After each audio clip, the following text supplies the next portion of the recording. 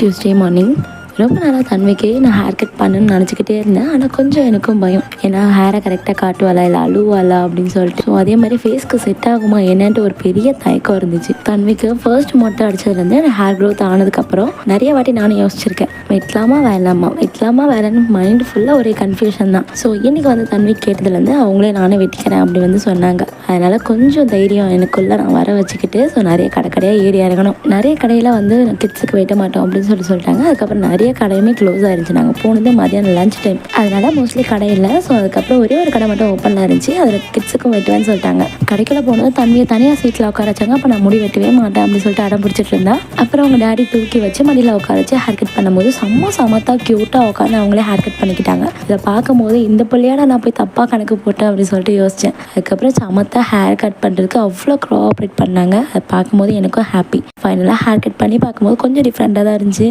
அப்புறம் எனக்கு தன்மைக்கு ஹேர் கட் பண்ணுறதுல கொஞ்சம் கூட விருப்பமே இல்லை. ஆனால் ஒரே ஒரு பிரச்சனை தான், கேர்ள் பேபி வச்சிருக்க மதர்ஸ்க்கு மட்டும் தான் தெரியும் இந்த கஷ்டம். 3 வேலையை நம்ம தலைவாரி விடுவோம். நாங்கள் ஒரே செகண்டில் யோசிக்காமல் பிடிங்க கடை சொல்லுவாங்க. எங்கேயாச்சும் நம்ம வெளியே கூட்டு போனால் இதே நிலைமை தான். அப்போ யாராச்சும் நம்மளை பார்த்து கேட்பாங்க, பாருங்க நீ மட்டும் தலைவாரி இருக்க, ஏன் உன் குழந்தைக்கு தலைவாரல அப்படின்ட்டு. அப்போ கையில் இருக்கிறத வச்சு மண்டியில் ஒரே போட்டுலாமான்னு தோணும். அப்படிலாம் பண்ணிட்டு அப்புறம் கொலைகேஸில் உள்ளே போக வேண்டியதான். ஸோ என்ன பண்ணுறது, கொஞ்சம் காமாக சிரிச்சிட வேண்டியதான். ஸோ இந்த ப்ராப்ளம் யாரெல்லாம் ஃபேஸ் பண்ணியிருக்கீங்க அப்படின்னு சொல்லிட்டு மறக்காமல் கமெண்ட்டில் ஷேர் பண்ணிக்கோங்க. அப்புறம் இதான் தன்மையோட ஃபைனல் ஹேர் லுக். ஸோ இந்த லுக் தான் உங்களுக்கு பிடிச்சிருக்கா இல்லை ஃபர்ஸ்ட் இருந்த குடுமி லுக் தான் உங்களுக்கு பிடிச்சிருக்கான்னு கமெண்ட்டில் சொல்லுங்கள்.